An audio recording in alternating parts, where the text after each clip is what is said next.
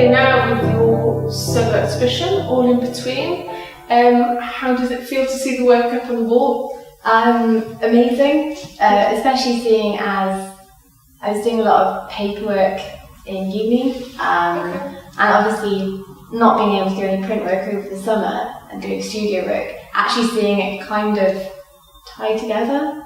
It's taken quite a while, the kind of printmaking course after the BA, it felt very kind of alien, felt like I was just like trying to do print and it wasn't really tying into stuff I'd done before, and this is kind of the first time I kind of stood back and got, it's actually kind of gelling. Okay, yeah. So you find you've got quite a different practice in the studio. I did initially, but I'm starting to see kind of elements from both. Okay. In my studio work for a change, which is nice. Interesting. Yeah. Okay. So how is it? Does the studio work feel, I guess, freer or? Yeah, okay. It did, and I think that being forced outside of uni to kind of take things that I really enjoyed doing in printmaking and try and find a way that I could do that without having access to that equipment. Okay. Something that tutors have always said is that you get yourself these processes and you get stuck into these methodologies, and when you leave and you're in your studio you can't necessarily kind of emulate those. Yeah. So it's been a bit of a challenge to pick apart what it was in printmaking that I was actually getting so excited about and finding a way that I could do that. So throughout the work there is this sort of dual printing being painterly in a way, and then paint definitely. being quite print.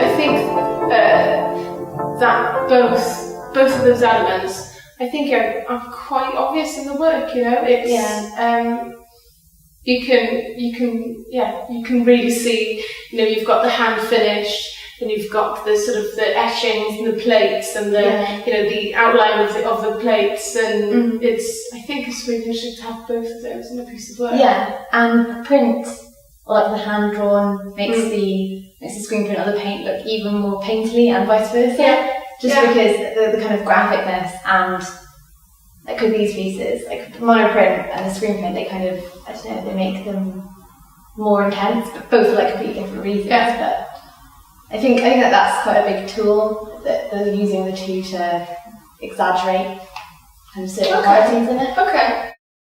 I think I mostly admire painters, but painters that dabble in print often, or use processes which are kind of disconnecting the hand, the direct touch, using kind of very like painterly effects and often painting on canvas and working on a large scale, but using rollers, using kind of weird tools and things like that. Okay. And often making, I like that kind of work where you're never really quite sure how they've done it. Okay. And very kind of juxtaposing methods as well. It is that just juxtaposition, isn't it? It is that, I guess, tension, or... Yeah, it's like when you have, say, the kind of like the black ink roller on top of the solid screen print, it makes it more inky than it would be if it was just on the paper itself. Yeah. It's like a lot of the time where I use the colours that I use, because yellow with black smeared on it is like a more intense yellow than on its own, and it's I don't know if that's cheating, but it's definitely kind of it's like a tool that you can use, and it is about kind of making more tension, and sometimes it can be a little bit kind of uncomfortable, like kind of like a little bit awkward or like clashing, but I quite enjoy that. I think especially with these three here, it's that strong red line that's the sort of freehand on top of all of that.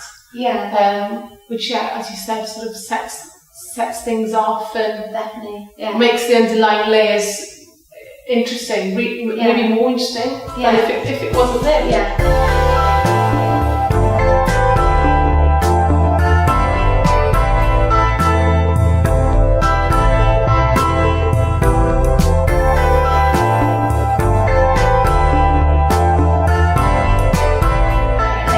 interesting for me because, you know, for 1 hour I might be doing something quite labour intensive and kind of methodical, and you kind of go into a little bit of a zone because you're just like painting a big canvas or you're doing screens of just blocks.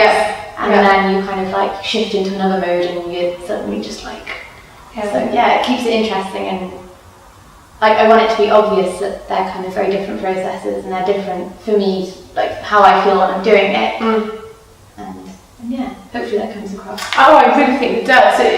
It makes, there is that immediacy, there is that sort of freshness and the vibrancy of it and the sort of the colours of it. And I think, as you were saying about your use of black to sort of offset or to lift, I think, or to hide, maybe. It's quite interesting.